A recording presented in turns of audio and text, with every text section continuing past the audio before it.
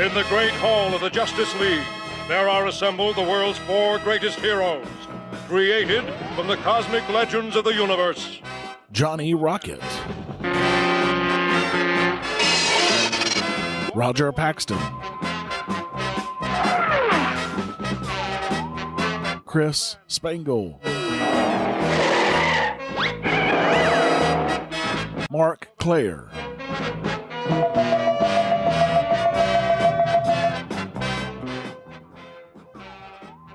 Welcome back once again to your favorite collection of libertarian podcasters. That's right, it is the League of Liberty. We are finally back. It's episode 12.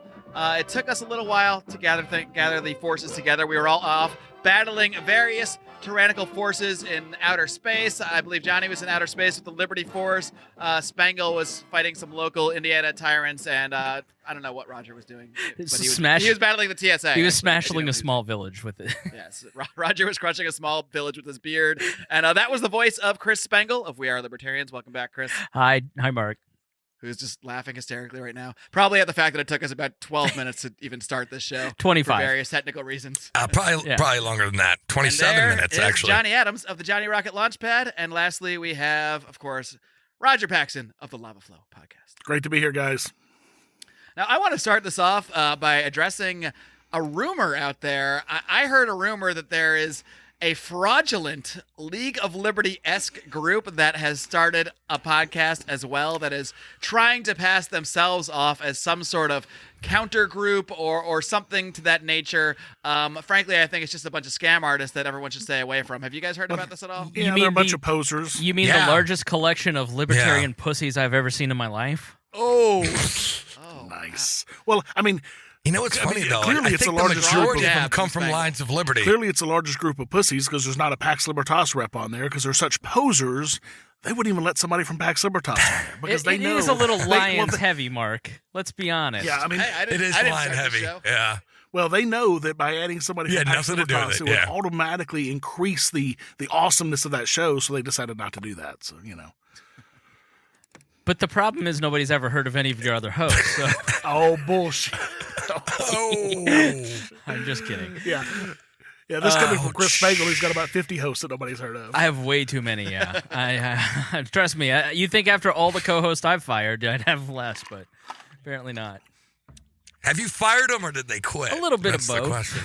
I think for a while I thought Brian Nichols and Hody Johns were the same person. And then I went on Brian Nichols' show. I'm like, oh no, you're a different guy. Yeah, one's Mormon, the other one's tall. Can you not? Are those mutually They're both exclusive? bald and white. No, it's in Either the Mormon or you're tall. Pick one. it's in the hats on the plates. You can't be tall. That's a requirement. No one be taller than Chris Right. Spangle. Yes, you must be shorter than Yeah. 6 feet tall to join We Are Libertarians. Yeah.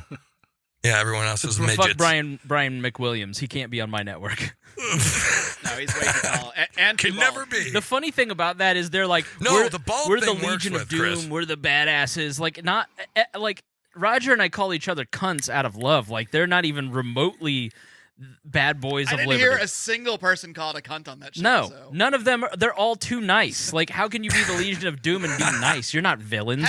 How can you believe in liberty and not flippantly use the term cunt with your friends? That's right. Or in anger. Come on.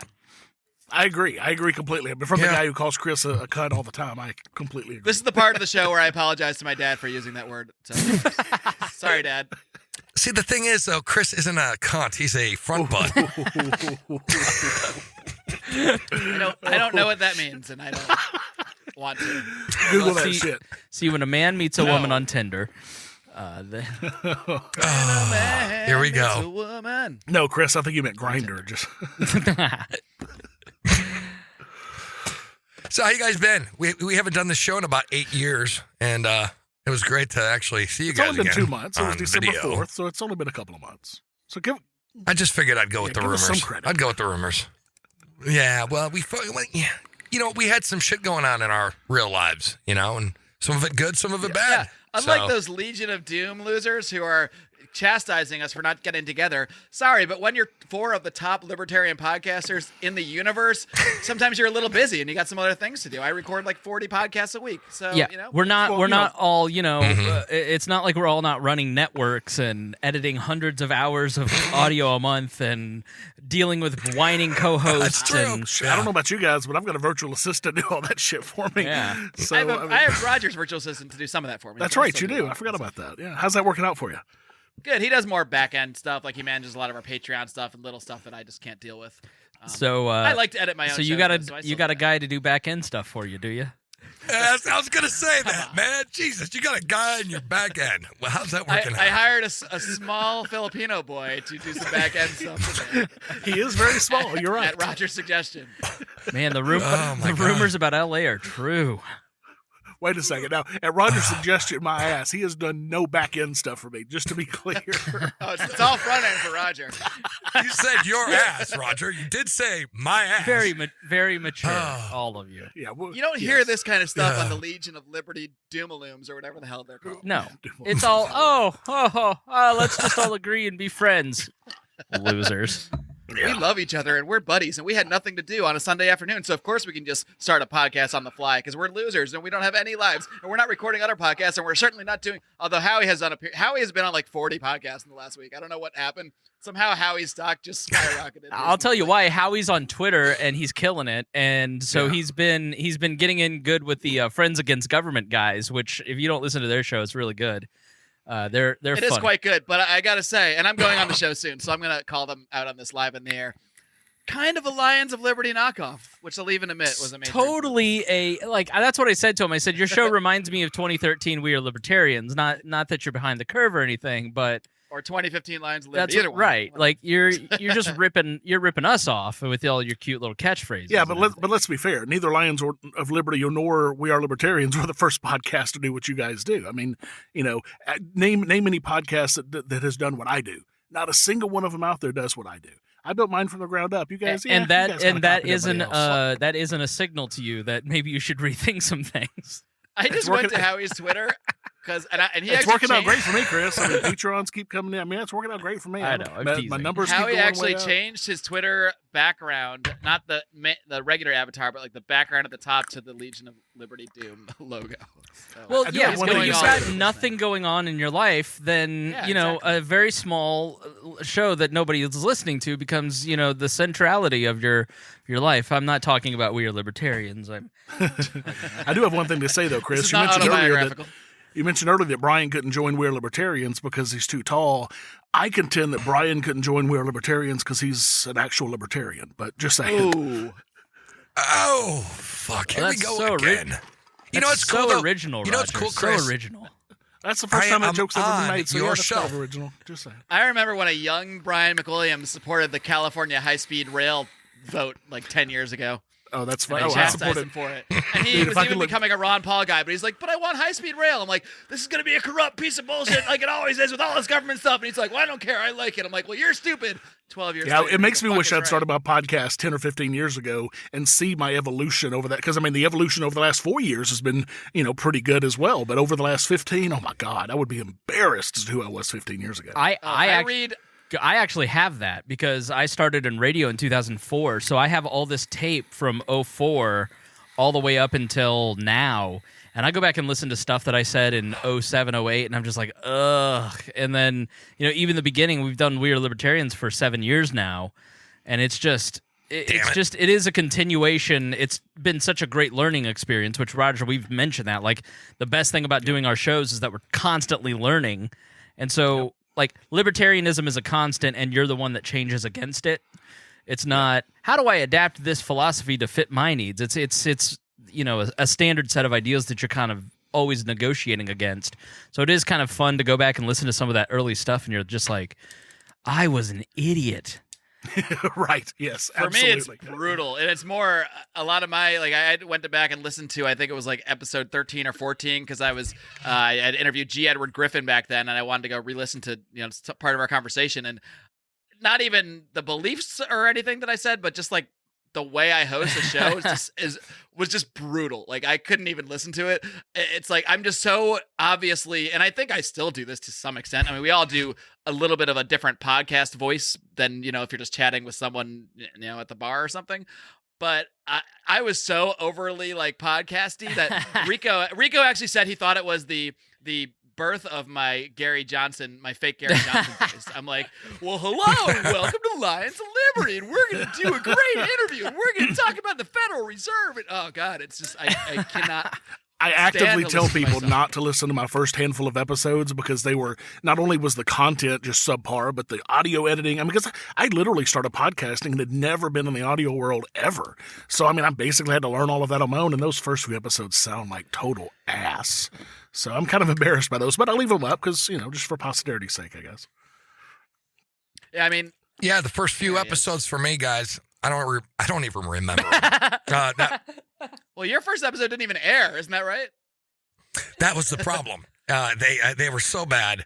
Where actually it was Kurt, and God, that was like 4.5 years ago. It was Kurt and Heather, and I remember I was just like, I didn't even make it through the first episode. I was already in the, you know, throwing up. First episode, and then like the 5th episode, I think Kurt got drunk, and that was like awesome because I wasn't the guy that time. But yeah, the first episode did not air, and I was gonna send it to somebody as a joke, but I wasn't. Why don't you send it to us? Please? Let us hear it. Right. Put it up as Patreon content or like a special download. Right. Yeah, you have to be like a $20 a month subscriber to hear this. Mm-hmm. That was bad, man. It was really bad. But yeah, I mean, audio-wise, though, we've always sounded pretty good because we've had nothing but skilled engineers. It's ironic that you say that while you're on it, while you're breaking up on our connection. I actually just neither here nor there. I just put up the 2003 Support the Troops rally that I hosted here in Indianapolis on the Circle. It's like 1,000 people showed up, and it was like these Republican congressmen, and I mean, it was just Neocon Fest 2003. In the middle of the Iraq War debate, and I put it up for our patrons $10 and above, just because it's like, you know, I am proud of it because there were a lot of soldiers who wrote back and said, "Wow, it was great to see the city, and thanks for, you know, supporting us." And so I'm proud of it in that respect. But like the pro-war content of it just was, I can't believe, like talk about being embarrassed about what you believed years ago.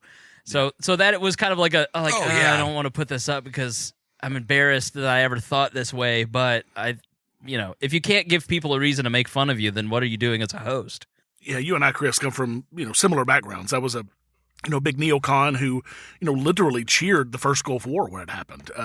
You know, when I heard about it on the news, I called my best friends, "Hey, dude, we're at war. Fuck yeah." You know, I mean, that's how, you know, of course I was a kid. I was like 16 at the time, but still, that's how much I was in that neocon perspective. Thanks to my mother, who I love dearly, but, you know, she's a conservative and she raised me that way. So. Well, that's the thing, though. I mean, I think pretty much I'm not sure about Mark, but I was a neocon. I was into military. Of course I was. I mean, that's kind of a prerequisite, I believe, to be in the military.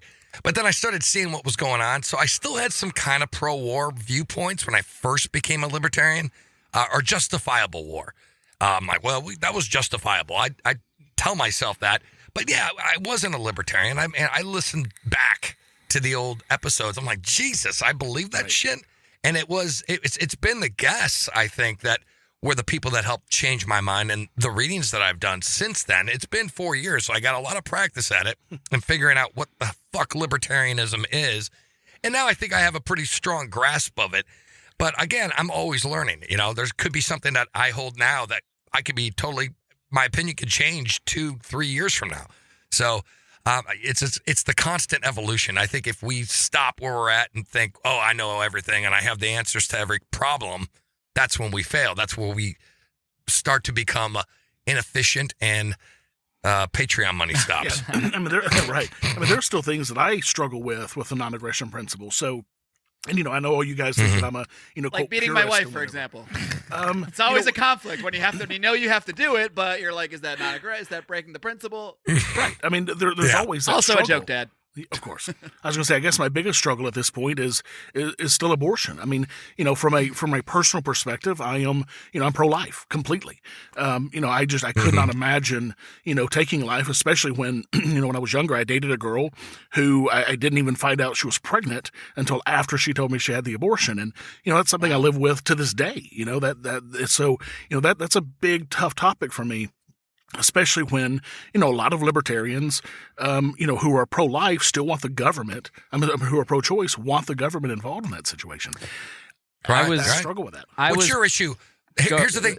This is on abortion, so let me go next, Johnny. Then I'll throw it to you. Okay, I'm the same way. I was pro-choice until I actually was with someone who had gone through that, and it just changes. Like, that's why I hate the people who say, well, men can't have an opinion on abortion because they don't have vaginas. It's like, yeah, but if you're a man in that situation, you're dealing with the fallout of that trauma. Like, it does affect you, or it is 50% yours. Like, so I think there is that's a conversation where if you believe that that's life and it's murder, then here come the cats. Then how do we deal with that from a justice standpoint? Like, it's one of those things where it's like I don't have a definitive answer, and I don't know that I ever will. And I think every libertarian has some weak point where they go, I know I'm being impure. I know that there's no right. Yeah. Like, this is just this thing from my past informs this piece of, and I just can't get behind this thing. Like, I don't know what mine is, but I know that there are just times in talking to people where it's like, that's why I'm not as much of a jihadist as Rodger, because I think there are two ways that people kind of work through this stuff. I think there are the guys who like read Rothbard in their room and they read things and that satisfied them intellectually, and then there are more people like me who I read, but mostly it's come from conversation with people or listening to conversations on shows like yours or on my show, and so it's been just a 7-year conversation. It's really been a decade-long conversation for me with a ton of different people trying to figure out these ideas, and there's just so many different areas of the world, and this is such an all-encompassing philosophy. It's not just, government must go away. You have to build a whole framework of how do we relate to people after that force is gone, and that's. So I just think that that's why I always kind of say, let's just be a little more gentle about stuff, because not everybody.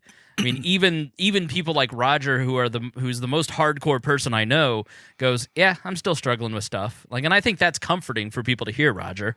Sure, I'm sure it is, and that's one that I'll probably always struggle with, at least until we have some scientific, real definition of when life begins. And of course, none of us actually know that. Of course, the religious conservative, the religious people believe that it happens at conception. I'm not certain that I would go that far, but then at the same time, if we found a microscopic piece of life on Mars, what would be the headlines on everything the next day? Life found on Mars. Right. So, I mean, we can't even agree on like the heartbeat. Like, if there's a heartbeat, it's like science will just always be as politicized as politics.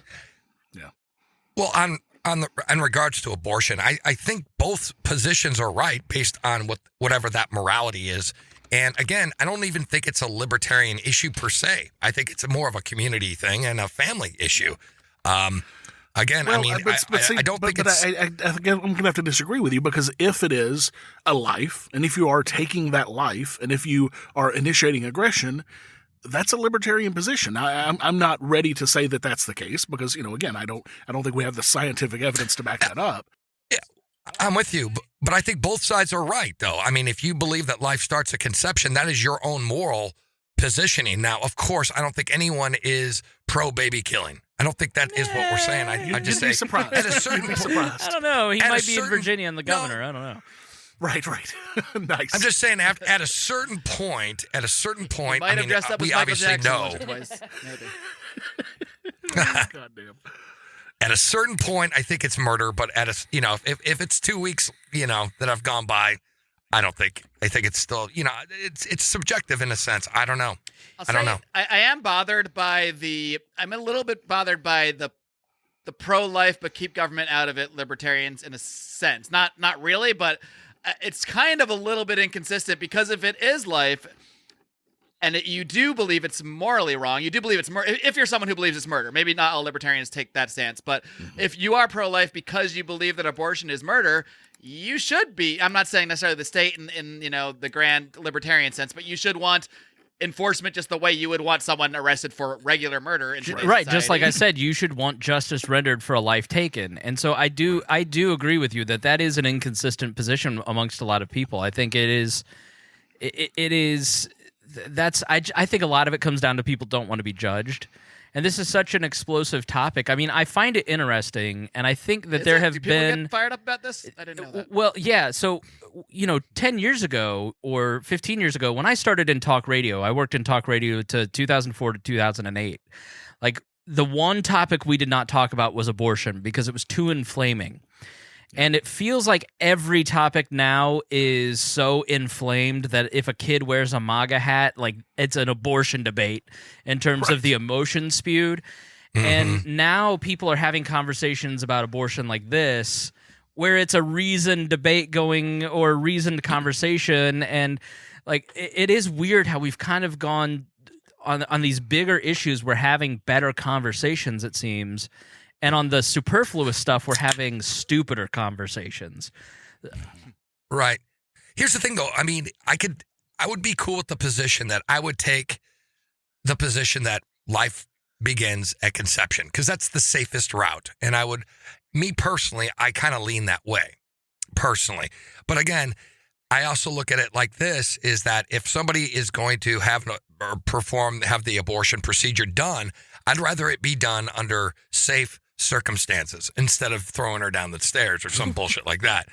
Did I say that okay, I don't think sorry. that's how they do that, Johnny. I think Johnny's got a bunch of let's go back before legal abortions. They just kept throwing women downstairs. It's the old Clinton line of safe, legal, and rare. And rare is the word that has been removed from the left's perspective. And rare, if it's rare, why rare? Like but I think if you look at it from a person who looks at this as like, this is a clump of cells, this is not a life, this is just like, Well, and I think that's one of the differentiating, is it life? Right. Yes. I mean, clearly it's life. Mm-hmm. At the very basic cellular level, it's a life, but is it a human Anyone life who just says it's a clump of cells, I immediately go, okay, you're not taking a nuanced approach to this, because yeah, it's a clump of cells that is currently in the process of growing into a regular full-grown human. So it's clearly a life on the continuum somewhere. We can't just act like it's a rock I picked up, like it's the same thing. And this is why I've never discussed this topic on my show, because it is such a divisive topic. And frankly, I'm a hypocrite on this topic, because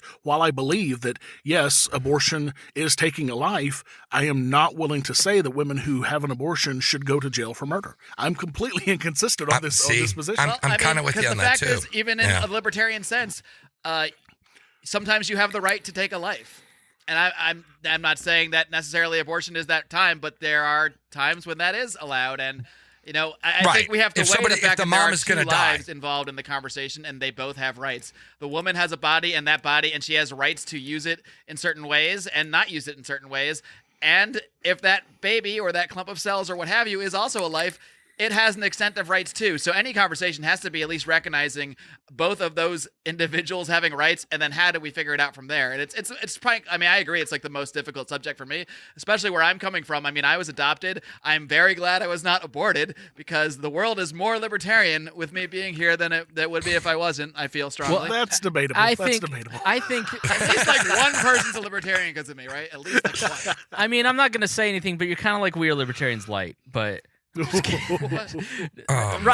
Rodger, is that even possible? That's just being a statist, right? Right. So no, I think so. And that sort of goes to the point. Why, let's mitigate the whole discussion about abortion and make abortions much less of a viable option. Let's lower the cost of adoptions. Let's make it easier for people to adopt. Let's reform the system and remove government control of that entire system.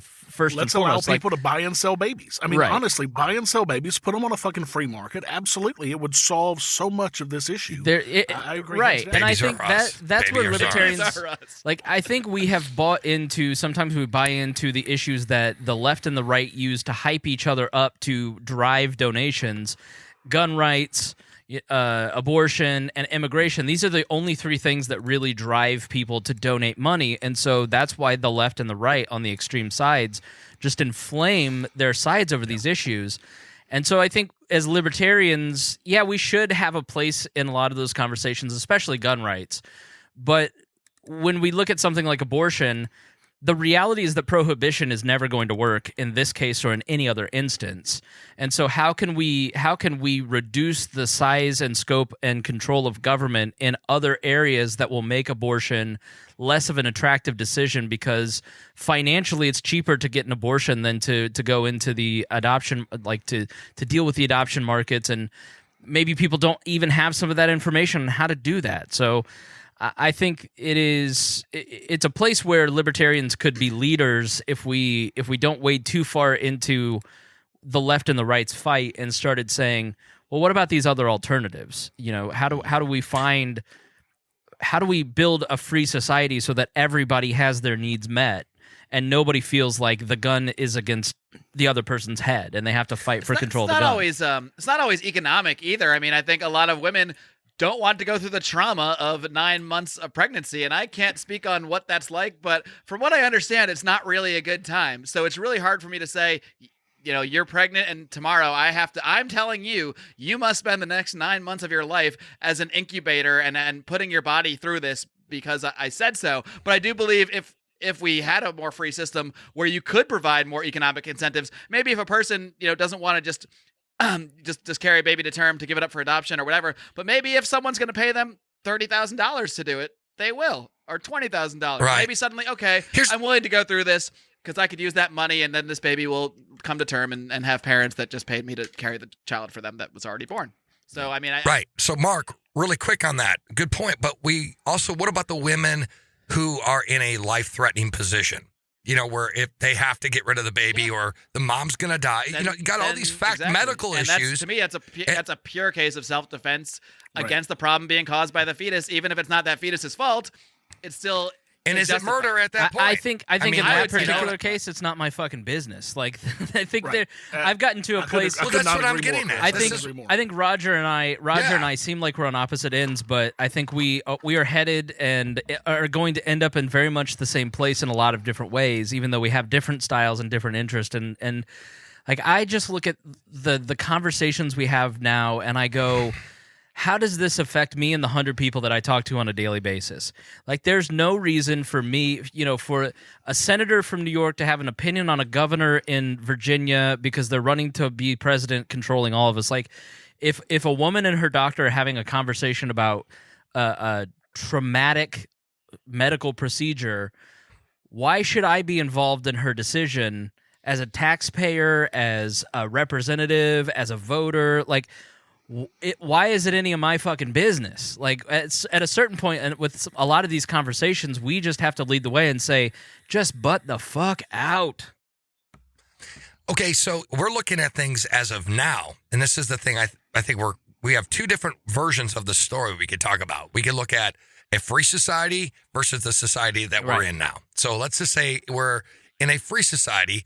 Again, this would be handled, I believe, at the community level, and whatever that community deems is appropriate, and they would have their own laws and regulations regarding that. So we could essentially plan. Murder is not a federal government issue; it's basically a state/locality issue, and I think that any stuff. And you have a bunch of different. You have a sliding scale of how, if you're involved in a murder or if you're involved in a killing, there's a lot of different.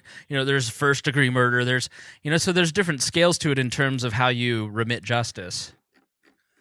Right, but what I'm saying is in that society that we are hoping to achieve one day, which probably won't, but what I'm saying, let's hope. Always the Go optimist. team, League of Liberty. Okay, I'm being very optimistic. Okay, but regardless of that, it would be handled at that level. So if somebody does have an abortion, it could be justifiably, they could be physically removed. See what I did a hop on right. that. Okay, so... Right. But, I mean, that could be against that community standard, whereas another community could have a different viewpoint on that. They could say, so it's based on that community, how religious they are, how secular they are. And again, we're not going to have a centralized opinion. Johnny, let me propose a crazy idea. What if we had Let's take the United States. What if we drew it up into 50 different boundaries, and you had the ability to live in whatever state best reflected your values? Would that interest you? That's the point of the whole. But it doesn't matter now. They're all the same. I mean, we're just counties in one big state.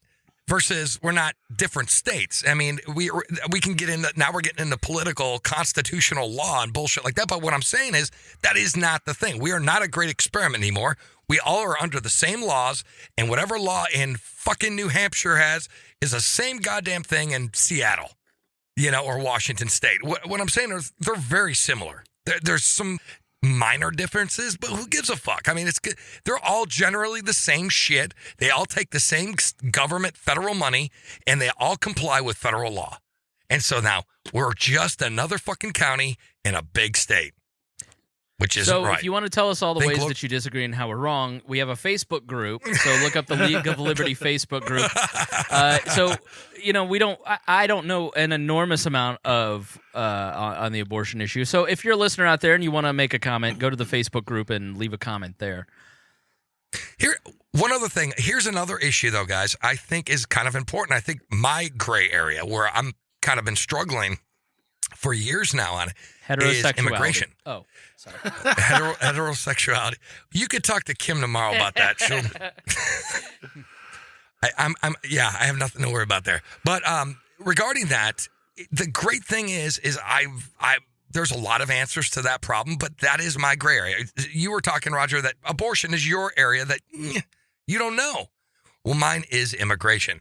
And again, I've gone back and forth on this. I don't know about you guys, but I'm more on the idea that we should have borders, but it would be private borders. And instead of having public land being the border, I think that if we had land across the map, and if we don't want people coming into our country, that would be handled on a private property kind of basis. Well, first of all, this isn't our country. I mean, just because we were born here, I mean, we don't have any claim to this country.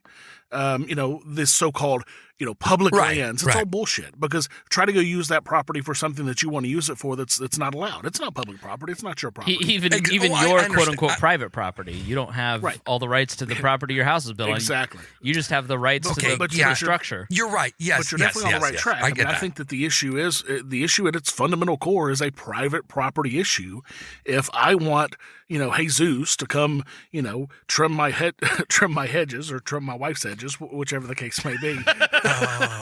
Rodger needs to bring in help for his wife's hedges. Whatever the case may be, if I want Jesus to come and do that, I ought to have the right to allow Jesus to do that, as long as he's not encroaching on anyone else's private property rights to get there.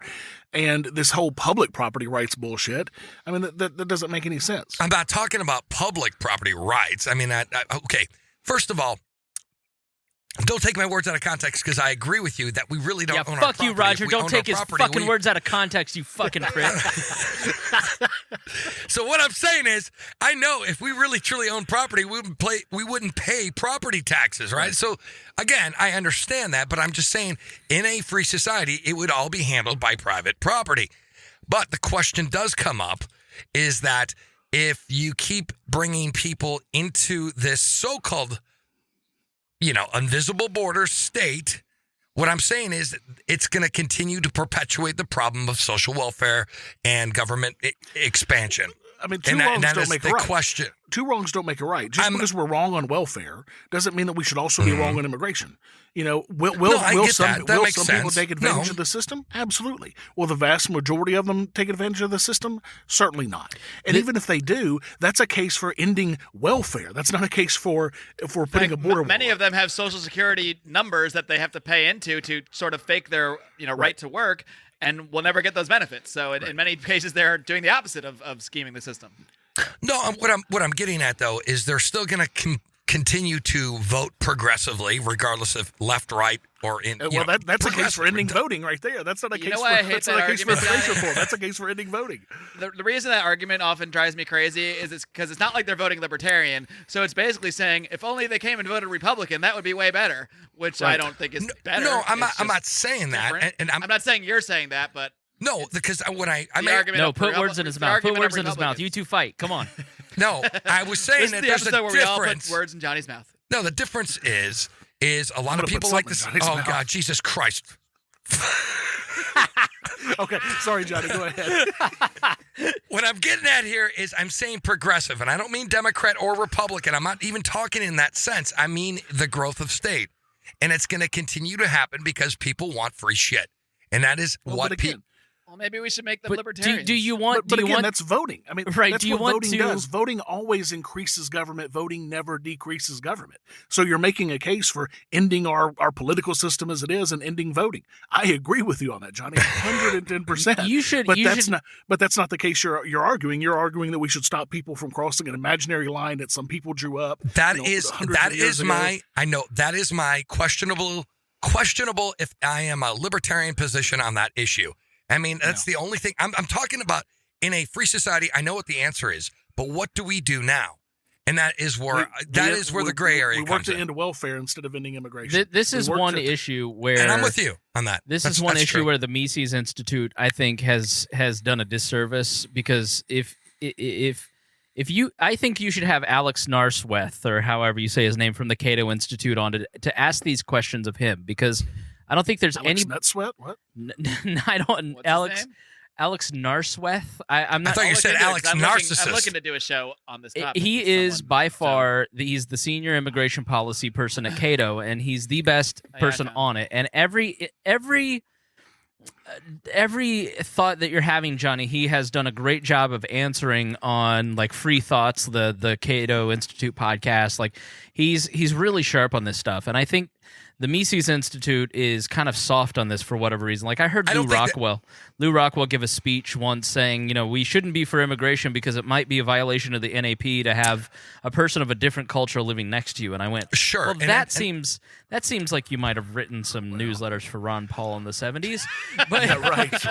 but I think Ouch. when Ouch. when you really start to like have somebody like when you have a conversation with somebody like Alex or listen to him have a conversation and you start to look at the research that he does that he publishes on Cato, you start to see the massive drop off, the massive disparity between immigrants who access welfare versus whites and blacks who are native born Americans. And in the Welfare Reform Act of the 90s, Clinton actually, you have to live here for like 5 years and you have to be a naturalized citizen for 5 years Yeah. where you can even get welfare. And I think that's one of the great disservices that Milton Friedman did for the libertarian movement is he introduced this thought that all immigrants are coming here and getting welfare, and so you can't end immigration without ending. And it's just not the case. Like it's the rate of Almost every libertarian I've had on the show that cites that position cites Milton Friedman. Yeah. I mean every single He one. Like, is- I believe in the Friedman thing. right. He is the progenitor of it, and it comes from the Reagan administration. It comes from Washington politics, and it infected the movement. And then you have a lot of Misesian scholars who are kind of backing up that position for whatever reason. I think there's no doubt that there's a flirtation with more right-leaning policies and thought from the Mises Institute. And I just think they're totally wrong when you actually go and read what the Cato Institute is putting out. You see, I do like Hoppe's position on that, and that's where I'm kind of, I kind of do feel I take the Mises position on that, and I see it, and you guys may disagree, and that's fine, but I do understand Hoppe's idea, his ideals about that, and I don't know, Tom Woods is about it, and I think those are my heroes, and I listen to those guys, so maybe I'm pointed in that direction. I'd like to hear some other ideas. If you guys have, I don't think Tom Wood supports like closed borders. I don't know his could be wrong. position He's one of totally, those. but I don't. he He's one of doesn't- those Misesians that does not. So Yeah, I think he's and I fully fairly open support Tom borders. on that. Yeah, I think he's kind of neutral on that. I don't think he really talks about it. I don't think he even talks about it. But like Jeff Deist, I definitely know Hoppe does, and I don't know, Lou Rockwell I guess does. I don't know. I mean, Like, from are what I you- know, But here's the question. I think if you're against the growth of the state, when you look at what happened when Trump, if you look at the child separation and closing the ports of entry and seeing the hundreds of people lined up at the border and seeing the guards put an armed resistance on the border against these poor people who have spent thousands of dollars trying to come for a better opportunity because the Americans have intervened in their governments and our drug war has created these massive thugs. And I mean, dude, the non-interventionist, the interventionist policies in this country have created a lot of that. And so you're asking with a closed border or even what we have now to have a massive increase in state power to protect that. Okay, Chris, I don't agree with that either. Intervention. I don't agree with that either. I'm not saying that, yes, you're right. If we intervene, we need to bring people who we have hurt their families and whatever. I'm for that. That's fine. And I'm going to be careful when I say we. Not me, but the people at the top, because I don't want to piss off anyone, but the people at the top who are those individuals making decisions regarding that issue, I think are in the right by helping people if they bomb them. All right? Okay, cool with that. But that isn't right either. All right? So that's what I'm getting at. And again, with Rodger, I agree. We shouldn't have a welfare state, because if we didn't have a welfare state, people would actually come here if they wanted to work, right? I mean, there's no reason. I mean, and they wouldn't want to use a welfare system if we didn't have a welfare system. So they'd obviously be here for the productivity and the creating value in our society. So I have no problems with that. But I'm just saying that there are some valid arguments, I believe, against it. And so I'm not a Trump supporter in that regard. I'm not for building a wall. But again, I'm for private property and actual private property rights of the individual to do whatever they want with their borders. And if that's it. Well, that's good because I want to invite Jesus to my house. So yeah, you're gonna let him cross the border. His wife's bushes need some work. So I'll go next in the offensive things that we're working through, because like Johnny, I don't have an answer, and I'm just sort of being challenged with some of this, and it's vaccines. And not necessarily the vaccine. I don't have kids. I've not been faced with that question like maybe Rodger has. Thank God for all of us. But, I'm not Thank you for your service, Chris. Thank you for your service. Thank you for not servicing. Lack thereof. The lack of servicing, yes. It's not a matter. So I have a friend who we did an episode on vaccinations on We Are Libertarians Daily, and a friend who is anti-vax. And I had a long conversation, and you take a state that is about to pass the removal of religious exemptions, for instance, and I'm not saying that I'm anti-vax, because I'm not. I'm more trusting than probably this person might be, but I've never really looked into it, so I don't know. All right, so I'm not here to argue that. The question that she posed to me that I'm struggling with is, if the religious exemption is removed, I have no other choice but to vaccinate my child. The state will tell me that I must vaccinate my child. And so I have a real problem with the state owning that child's body. But at the same time, I also see the herd immunity argument, and the rise of malaria, and obviously this is an issue that I think, like in one Washington county, 25% of the kindergartners are not vaccinated, and maybe it's a too simplistic of an argument to say, like, if your kid is vaccinated for measles, and you should trust the vaccination, like, why are you worried about a kid that isn't vaccinated?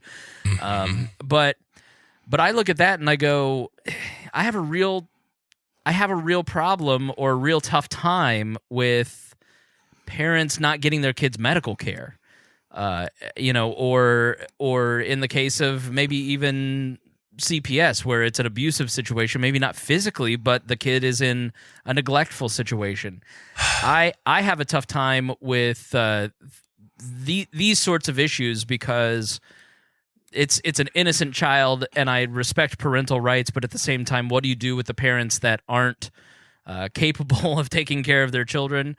And also the idea of, and I'm separating the two, because I don't think that anti-vax parents love their kids. That's not what I'm saying. I want to be clear about that. But if you don't vaccinate your kids, how much does that affect the rest of society and the other kids they're around? So this is sort of what I'm struggling with at the moment.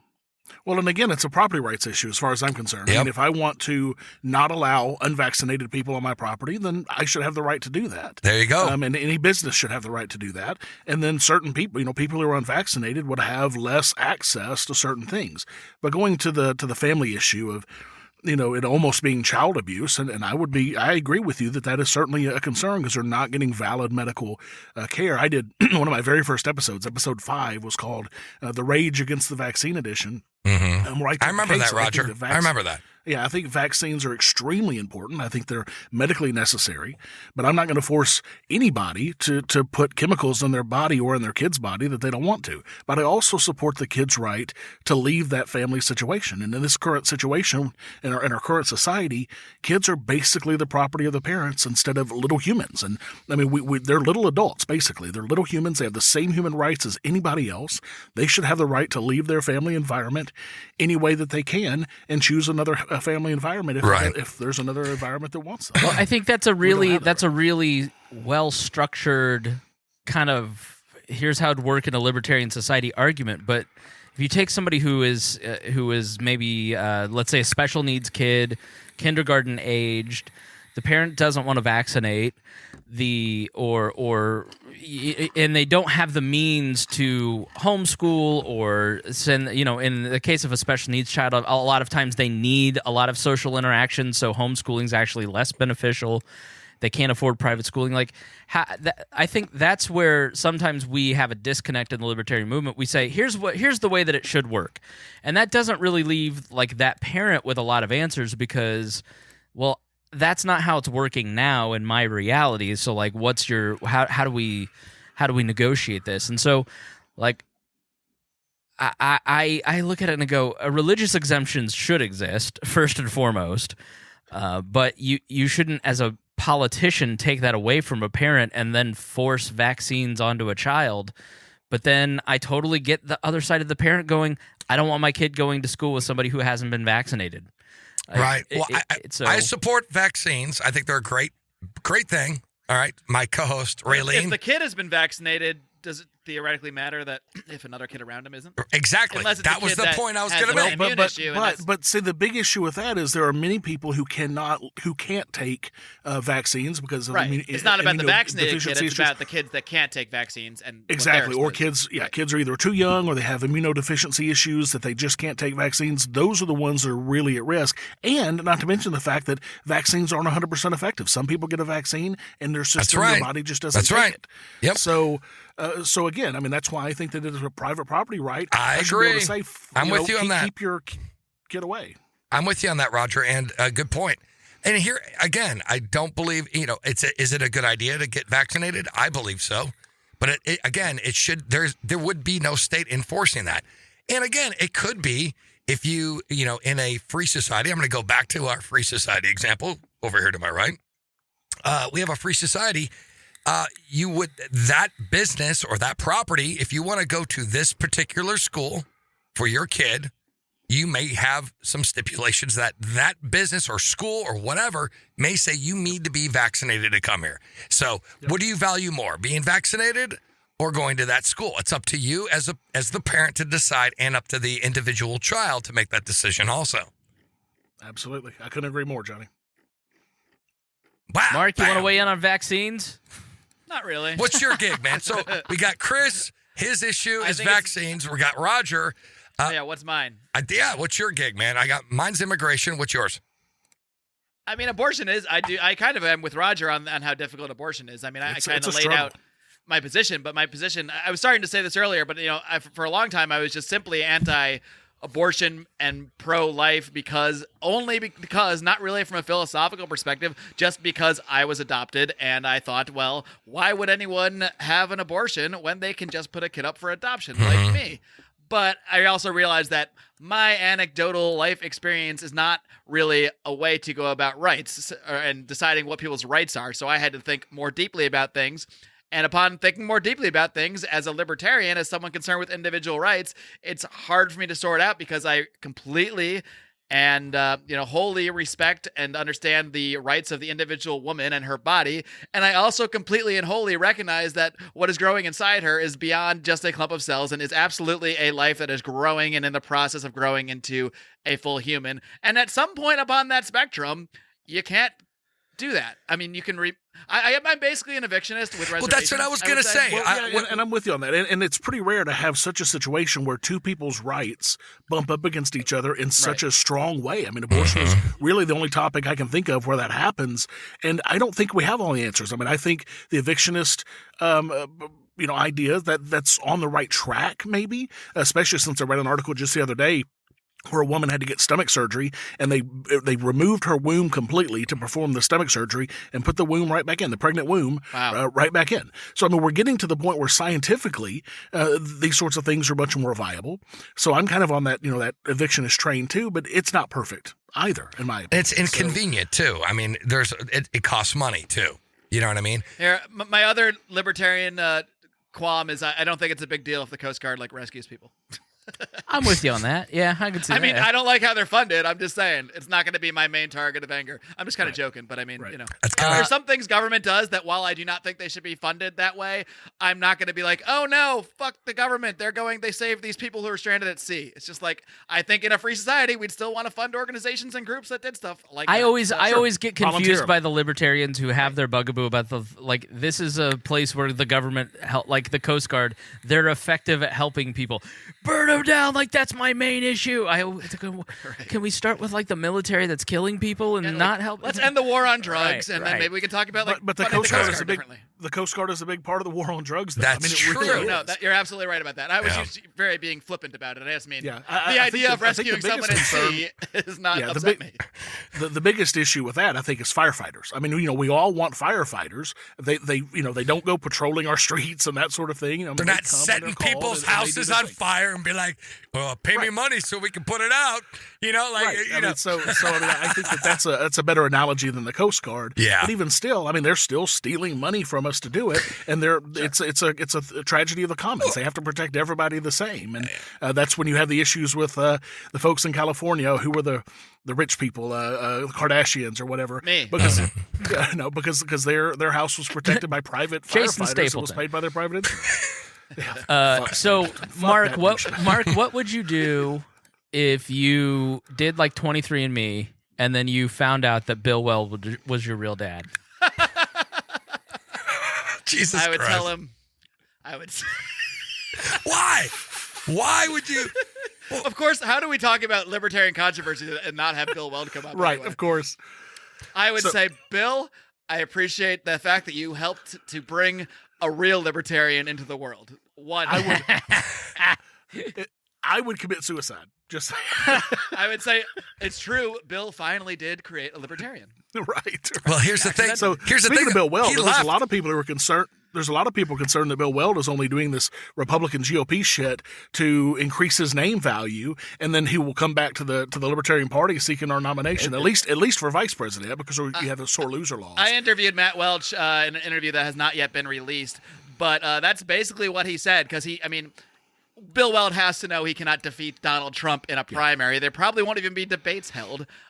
He will. I don't know what he's going to do. He's trying to make noise. He does want to defeat Trump. He is anti-Trump for sure. And I think that is his main motivation, is to weaken Trump so that he loses to a Democrat. And that's literally what Bill Weld has basically stated. I mean, he's not even hiding that fact that he's in this because he wants to weaken Trump to the point that he loses, which is the same as saying I want a Democrat to win. I just don't know anybody that's excited about Bill Weld. I just don't. There are people all over my libertarian Facebook feed, who are big Bill Weld supporters, and I don't get it. And it's the pragmatist thing. It's all pragmatism.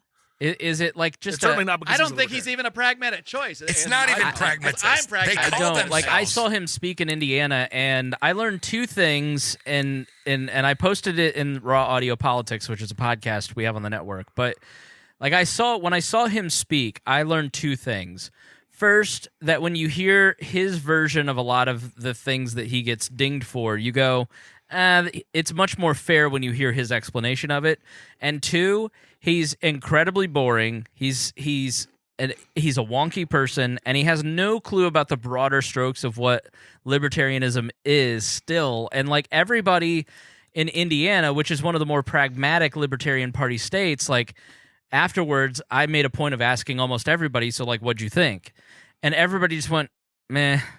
Like, he's so thoroughly unimpressive and boring that I don't know that that strategy would even work, because I don't know what base of support he actually has. Like, I look at it and I go, I'm so glad he's gone, because the shit show that would be him running for president as a Libertarian Party candidate next year is not. I just don't want that level of divisiveness. Well, like, just like the chair debates last year, Right. It would have framed the entire issue around Bill Weld and anti-Bill Weld, Right. and it would have been all about him and not about what's the best libertarian candidate to put forward. It would be about who's more anti-Weld and who's more pro-Weld, and it would only be based. The entire conversation would be based around Bill Weld, just as the chair debates were. There's just no need for, like, he's like, if this were somebody who were actually a decent candidate and wasn't going to run Ron Nielsen 3.0, like, then maybe I could see the pragmatist going, all right, he's worth the fight, but he's not. He's just, there's nothing about him that is even remotely like inspiring as a candidate in terms of his strategy. Like, I think he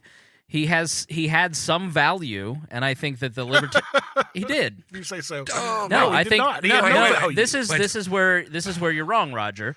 If he had gotten 5%, I would say he had some value. Did a bunch of people join the Libertarian Party? Absolutely, to help get him nominated. And then every single one of them has dropped off. Look at the party rolls. The party memberships went up right before the nomination, and then a year later, 12 months later, because of the no non-renewals, the membership numbers dramatically dropped. He did absolutely nothing for the Libertarian Party or the Libertarian movement. Could it possibly be that everyone was constantly motherfucking Bill Weld, and those people said, I don't feel welcome here, so I'm not going to continue my support of this party? I'm glad he doesn't feel welcome. Fuck Bill Weld. Get the fuck out of my party. I mean, how fucking dare he try to come in? Look, like I told you a few weeks ago, bring the whore to church. Let her come to church and learn about it. But don't have her standing up from the fucking pulpit the next week preaching. That was Bullshit. Somebody pulled If he the wants to audio join of the Rodger party- saying the Libertarian Party is his party. He's now in the party again. Okay. If he wants to join the party, and he wants to actually, become a libertarian and learn about libertarianism, great. He's welcome. That's what the party's about. But for him to come in and not be a libertarian and immediately say, hey, I'm a libertarian for life. Not really. After I've already fucked the Libertarian Party of New York, I'm clearly anti-gun. I'm clearly a drug warrior who doesn't want heroin or anything else to be legal. Oh, but maybe a little bit of legality for marijuana. But no, we want to keep the drug war going for everything else. Bill Weld did nothing for the Libertarian Party but hurt it. Period. End of story. All right, but this is the problem with the whole Bill Weld thing. Johnny and Mark, you guys do interview shows. Would you have ever had a conversation with Bill Weld on the air? And if Absolutely. All right, and why didn't you? Because he wouldn't. I actually talked to Bill Weld at the Libertarian National Convention, and he sent me to his PR guy, Joe Hunter, who bullshitted me for a second and then never got back to me when I followed. All right, him. I actually had other contacts through another Libertarian contact that connected me directly to his other people who also didn't follow back with me. So it's not for lack of trying. He declined an interview with me as well. Johnny, I would not have him on. He knows the reason he didn't do your shows is because he knew he would be challenged on his libertarianism, and he knew he had no answers to those challenges. Period. I don't know that you can say that he had no answers. I don't know if he knows who I am, so I don't know. I if he cannot believe we're necessarily actually thinks that. even remotely defending this man.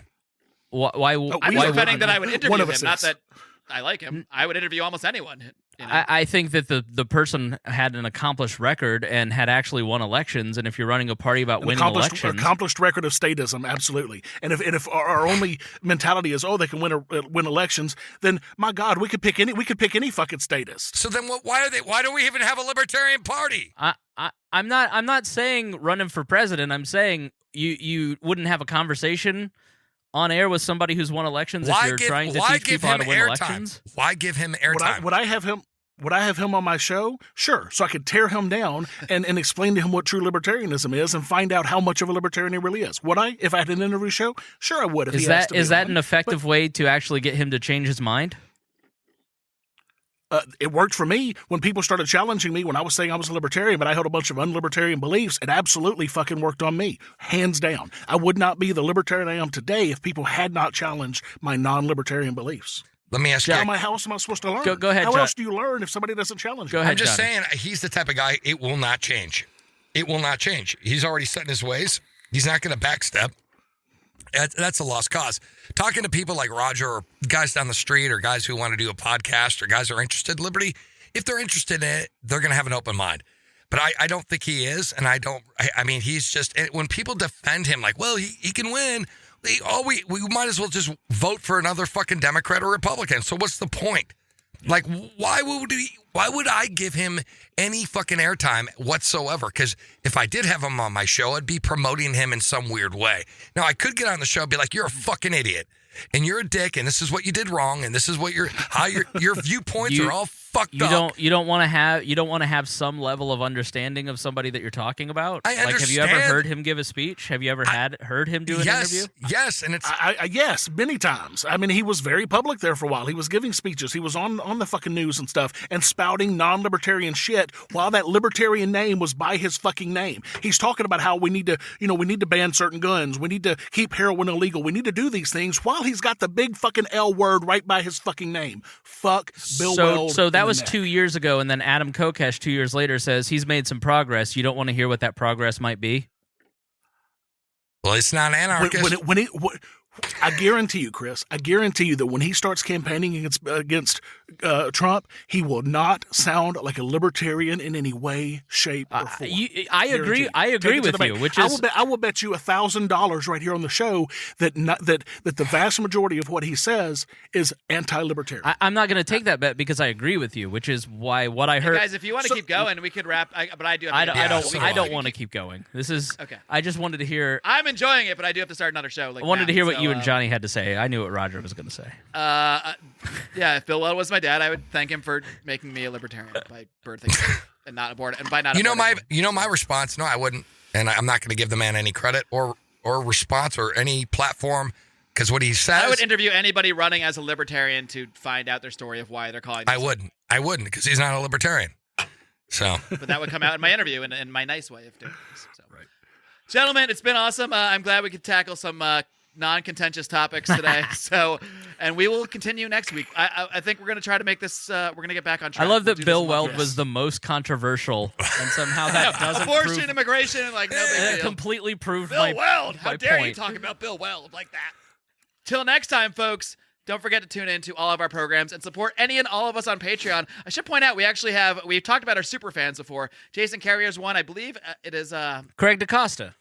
Yeah, Craig DaCosta. Yeah, Craig. I believe he is a super fan of all of our shows. I think so too.